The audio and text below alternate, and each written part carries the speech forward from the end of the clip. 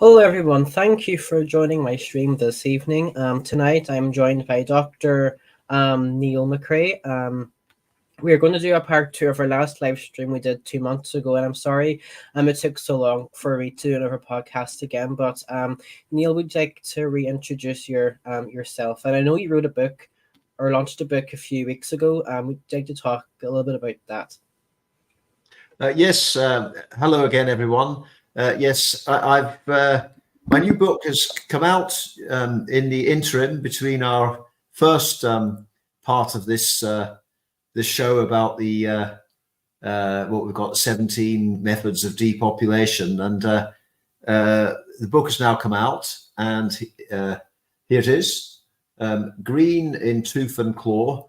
The misanthropic mission of climate alarm. And it's very much about the topic which you and I have been talking about, Joshua, which is that this whole climate change scare has got nothing to do with science. It's got nothing to do with nature. It's got nothing to do with saving the planet. It's really about an elite saving the planet for themselves and wielding total control over population and resources. So this book, you won't find any scientific tables and graphs in it. It's not a scientific treatise, and that's because it is not a scientific phenomenon. It's a pseudo-scientific hoax, which is being used to impoverish, enslave, and depopulate humanity. So it's available now on Amazon, $12.99, and I can guarantee that you won't be disappointed. That's brilliant. I'll have to order a copy, and I'll leave a link in the description for your book. So the last time we got up to was about, I think it was antidepressant, or was this one? Well, we'll start with antidepressant, and we'll make our way down to the last side if we have time. So we'd like to talk about antidepressants. Yeah, antidepressants were a blockbuster drug in the 1980s when Prozac came out. So antidepressants have been around for a bit longer, but they were never really very popular drugs. It's really bad side effects. And they were also a suicide risk with overdose. But the new antidepressants, Prozac onwards, were safer, and they were supposed to deal with this serotonin pathway, a neurotransmitter in the brain. It's supposed to have this very sophisticated mechanism. But I think I've always thought that there's a lot of bluster here by Big Pharma. And the problem is not just that these drugs are nowhere near as effective as the drug companies claim, but they also have some quite debilitating side effects. And if you're prescribed an antidepressant, then you'll be given a sheet that lists the various side effects that have been commonly reported. But it's a very, very long list, and sort of hidden away down near the bottom of that list is sexual dysfunction. And antidepressants can cause sexual problems in both men and women with lasting effects. And if you take, for example, the impotence, right? So for a man who's already suffering with psychological problems, with depression, his sexual activity is probably going to be impaired to some extent, and all his confidence is going to be adversely affected. But the drugs actually compound that, antidepressants. They make it more likely that a man will suffer from impotence. So these drugs can have, quite severe impact on those who are taking them, to the extent that, one wonders, being if you're a conspiracy theorist like me, Josh, you start to wonder, is this an intended effect? Because they've now got something like 1 in 6 or 1 in 7 adults taking these tablets, and even worse than that, they're doling them out more and more now to teenagers. So they've invented this mental health crisis in younger people, which can is. I ask? You said that the antidepressants cause sexual problems. What type of sexual problems does it cause? Well, I mentioned impotence. It can also cause frigidity in females. It takes away the sex. Sorry? What's impotence? So impotence is where the man cannot perform sex. And frigidity is a kind of old-fashioned term for female sexual dysfunction. But basically, it removes the sex drive.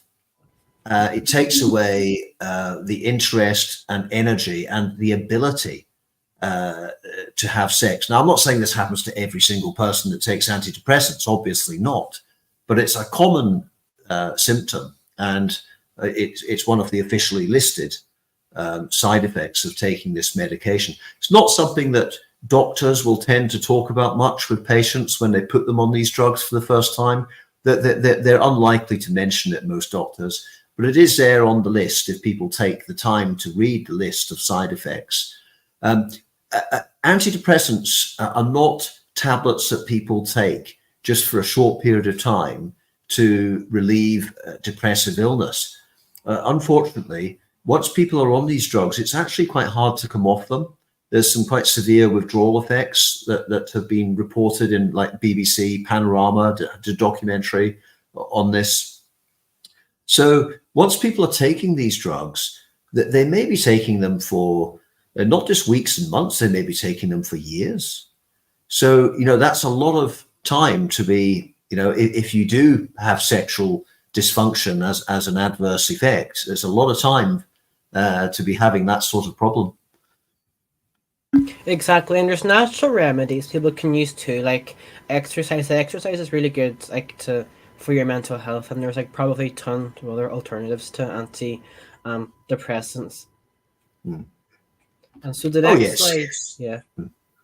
So the next slide is toxified. You're missing a word there. So it should say it's somehow escaped off the screen, but it should say toxified masculinity. Of course, the phrase that is used is toxic masculinity, but I changed it to toxified because I don't really believe masculinity is toxic. I think masculinity, as much as femininity, are very valuable assets of humanity.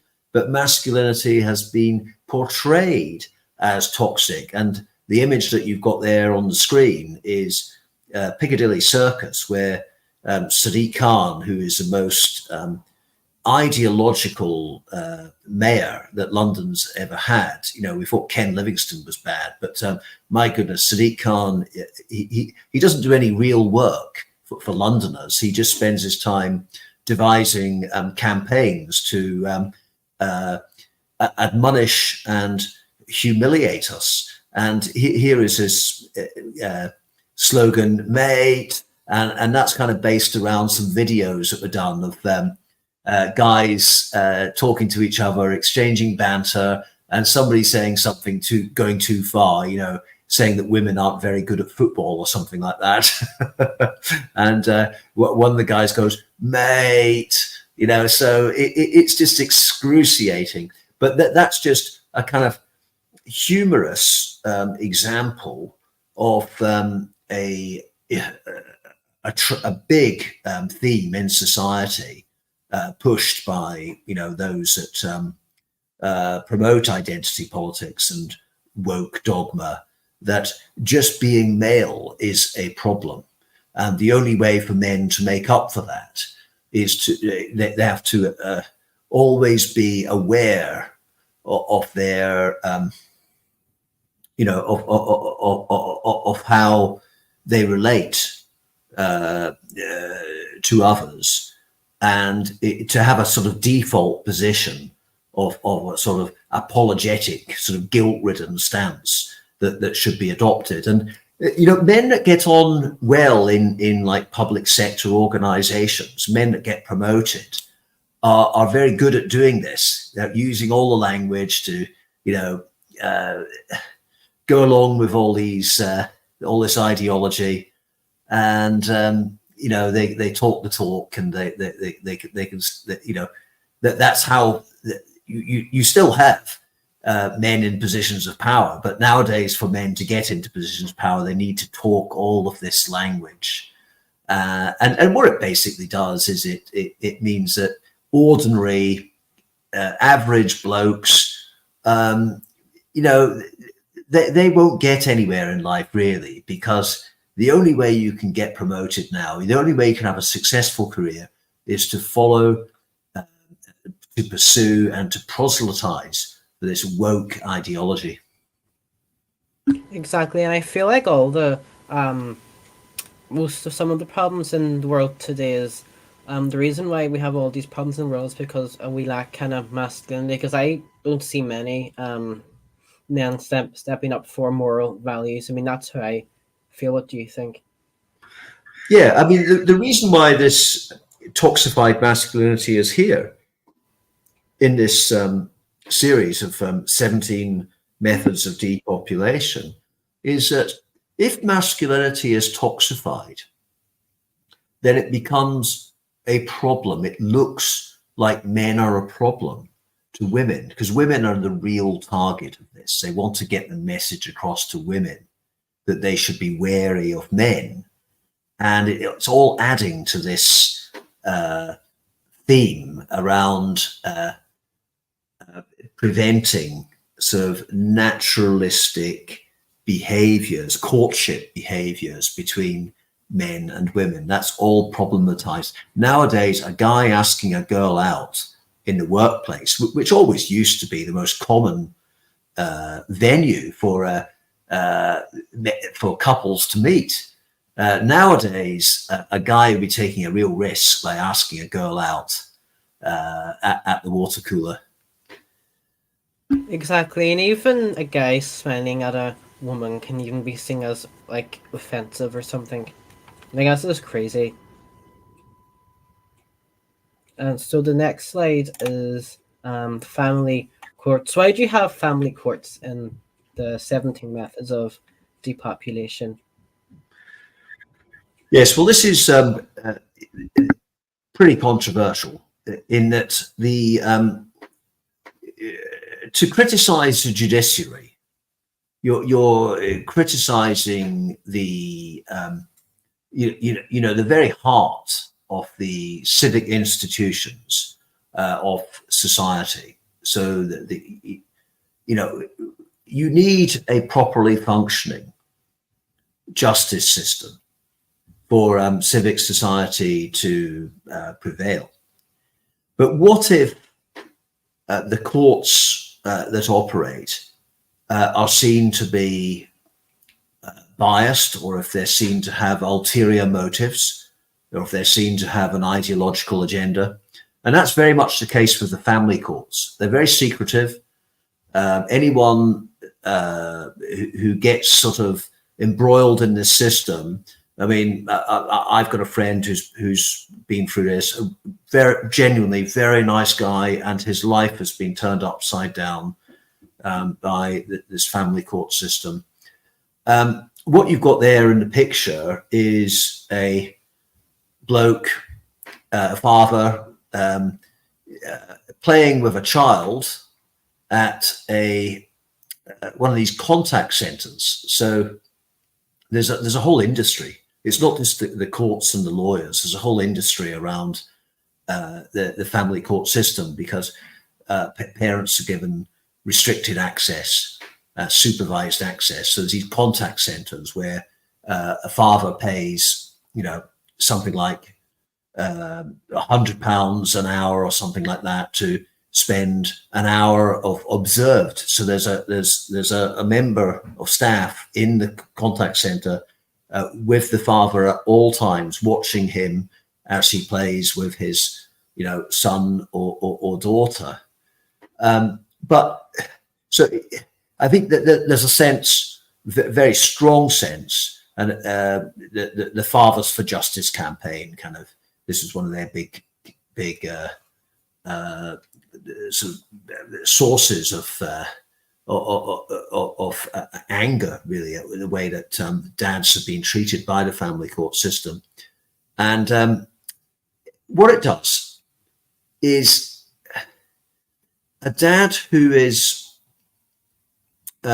taken through the family court system and found to be found that he should not have access to his children, or should only have very restricted and supervised access to his children.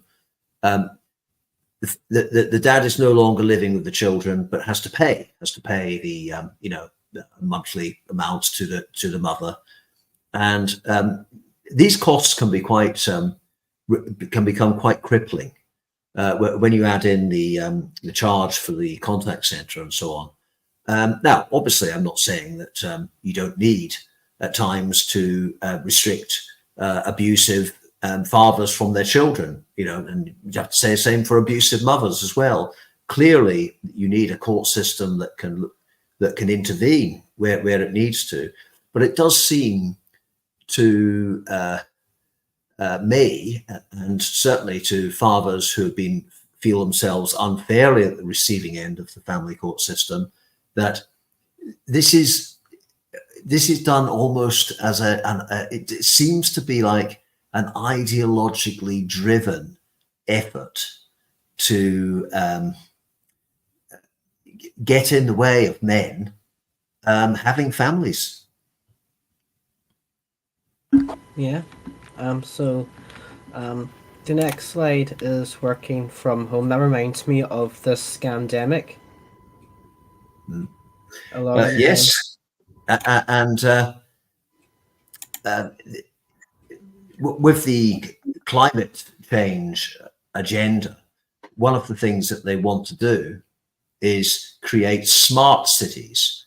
And we already have the kind of beginnings of the smart city in, every major cities like London, Manchester, Dublin. You will see like forests of high-rise apartment blocks in the city centre, where younger people particularly will go, and that will be their first home. They probably don't own it. They're more likely to be renting it. Be fairly small. The size of flats is coming down all the time. And in these apartment blocks reside many, many single people. And there you have a sort of a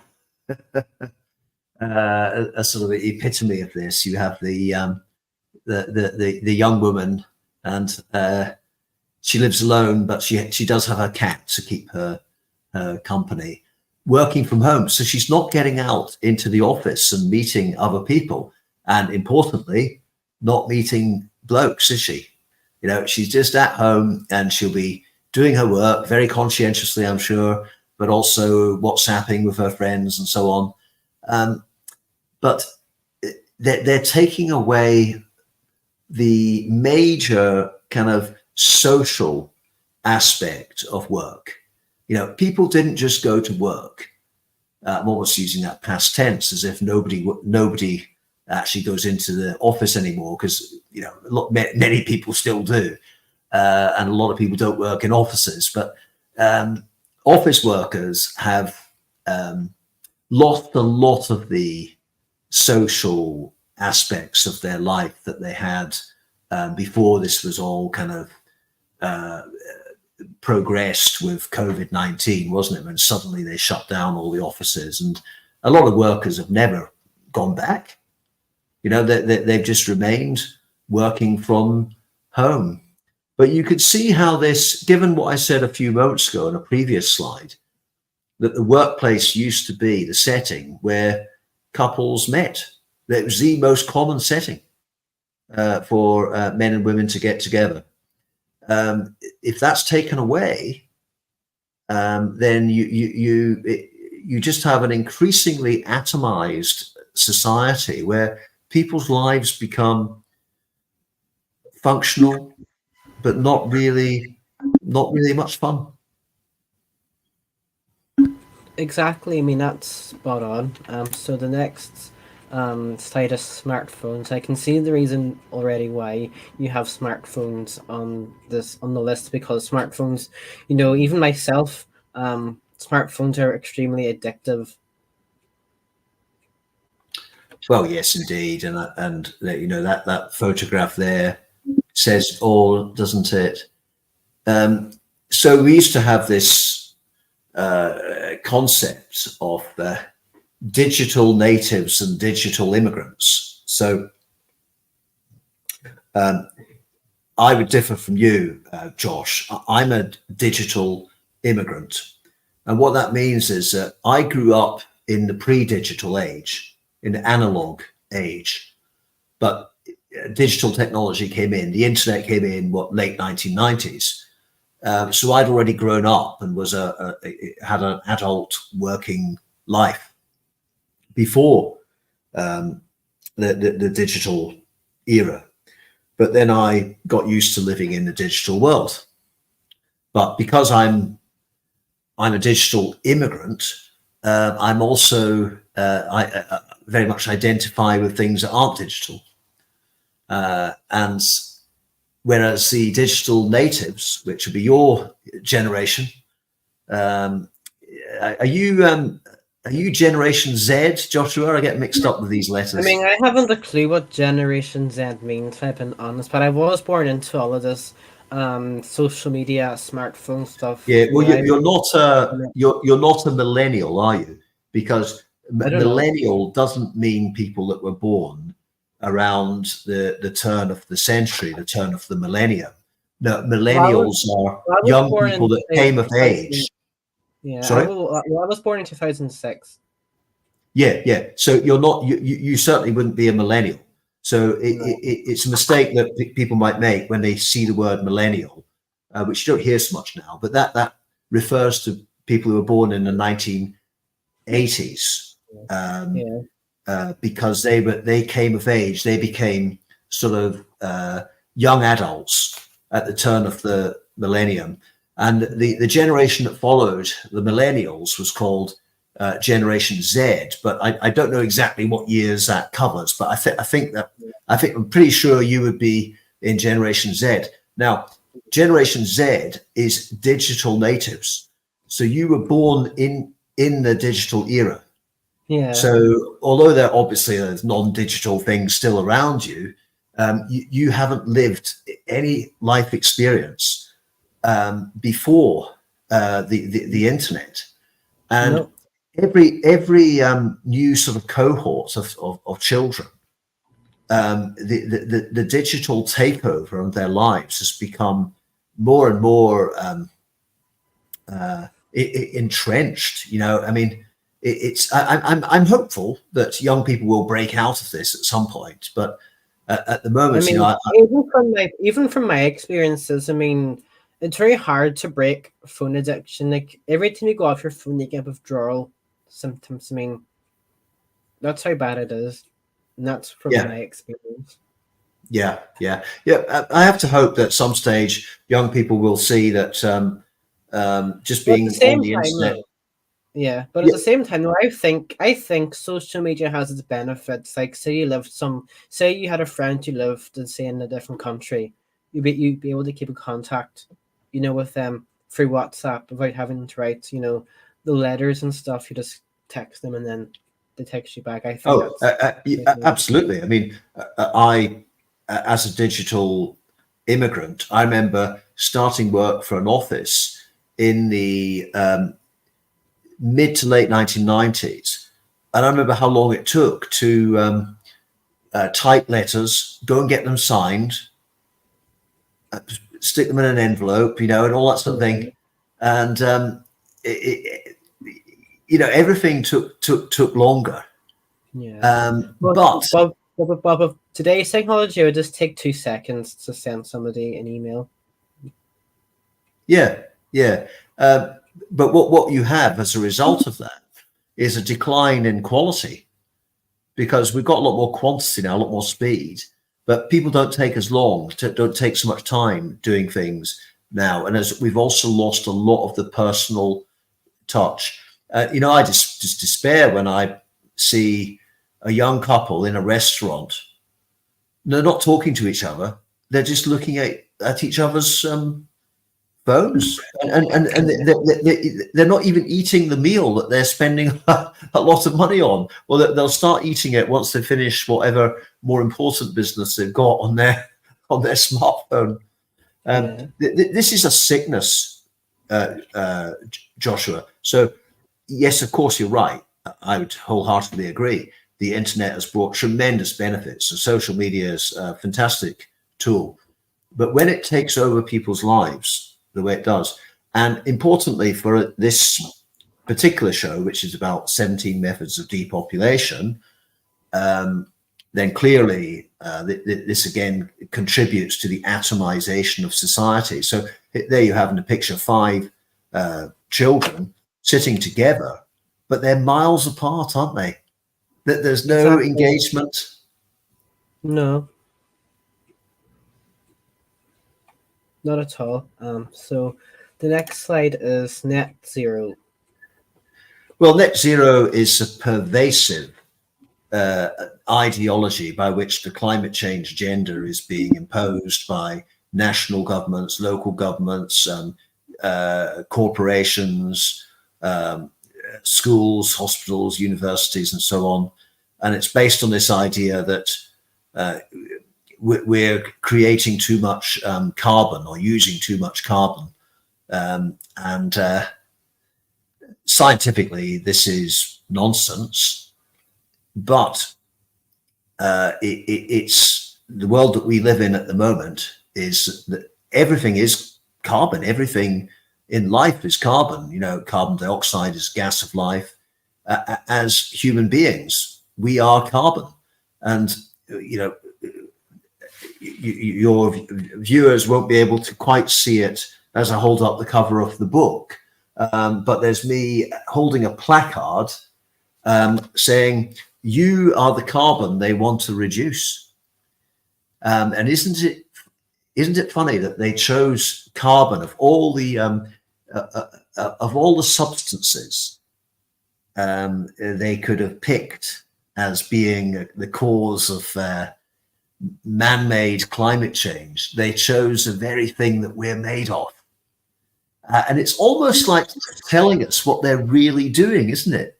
It's Exactly. I argue in the book that the climate alarm is just a rebranding of eugenics, a rebranding of what they were, started in the late 19th, early 20th century, where they had this ideology around preventing the procreation of tainted human stock. And that all got a bad name with the Nazis in the Second World War. But all they did was they rebranded it. They rebranded eugenics, gave it this green cloak. And net zero is a deeply misanthropic, dystopian program to reduce the very thing that we're made of. And it is, I believe, the signs are all there for anyone that wants to look into it. Or, if you want a handy guide to it, get my book. The whole climate change phenomenon is contrived, and it's used as a means to take total control of population and resources. And net zero is not just about stopping us from using petrol engine cars. It's about stopping us from doing almost everything, including breathing.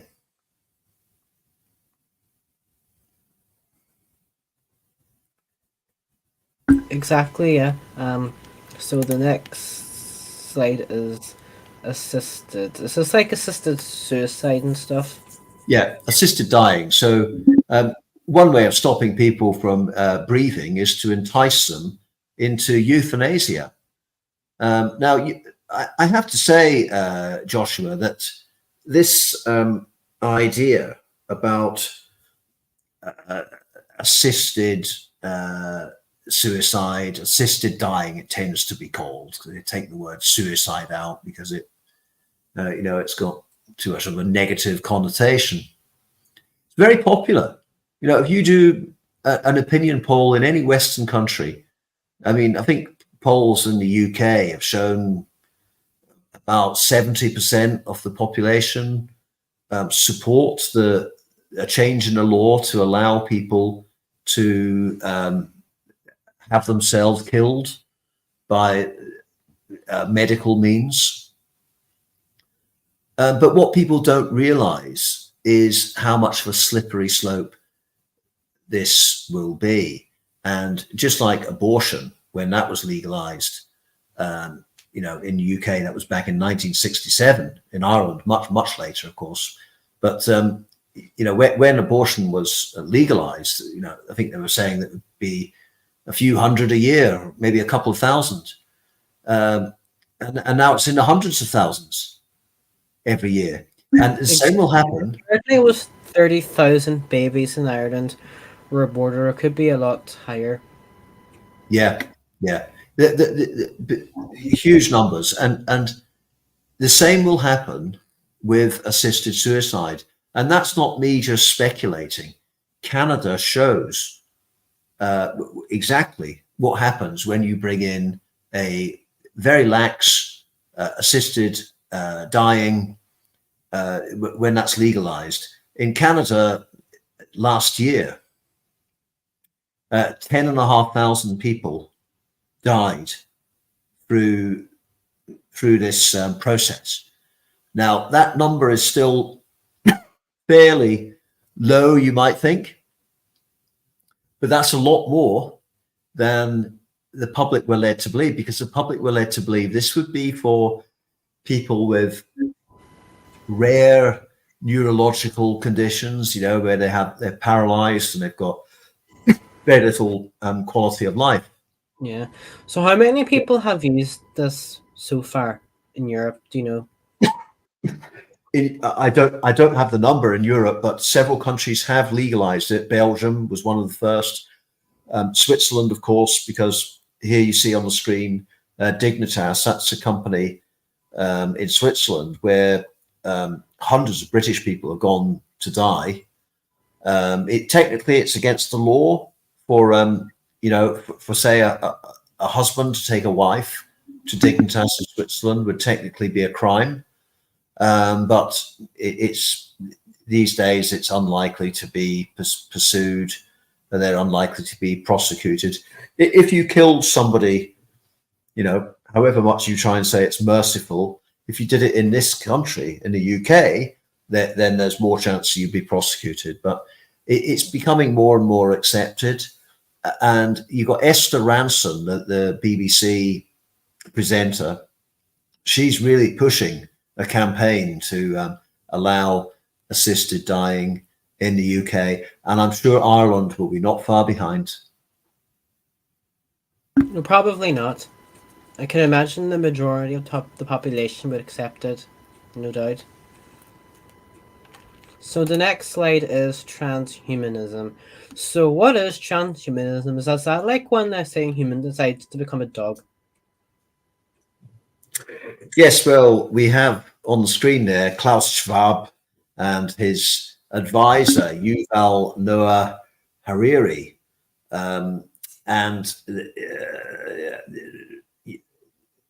Transhumanism is something that they have both promoted quite publicly.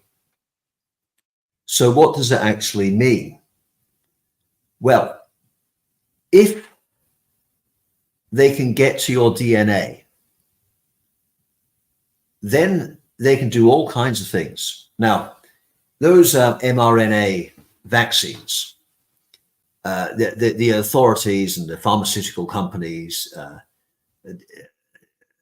denied it, tried to dismiss the idea that this was sort of genetic engineering. I would say it was genetic engineering light. This was like an early sort of stage in what can be done. There is no doubt that the technology is coming where they will be able to put microchips in people's bodies, where all kinds of things can be done. Hormones can be remotely controlled, for example, and that could certainly include fertility. So